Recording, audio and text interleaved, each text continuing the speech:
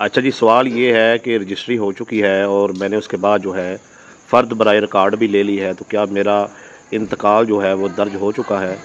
देखिए भाई बात ये है कि अगर तो आपने कंप्यूटराइज़ फ़र्द ली है तो आपका इंतकाल दर्ज हो चुका है। लेकिन अगर आपने पटवारी से फ़र्द ली है तो उस पर पटवारी के साइन मोहर जो है वो ज़रूर करवाएँ।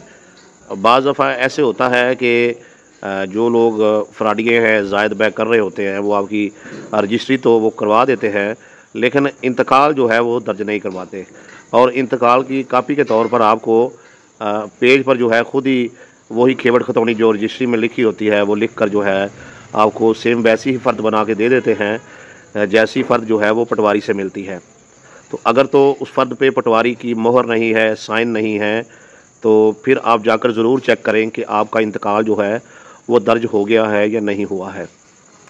और इससे अगला अख्तियार जो आपने करना है वो ये है कि जब 4 साल बाद जमाबंदी बनेगी आपकी इस प्लाट की जो आपने ख़रीदा है, तो उसमें जाकर भी आपने इंतकाल का अमल दरामद जो है वो लाजमी करवाना है, ताकि आपका प्रोसीजर जो है वो मुकम्मल हो जाए।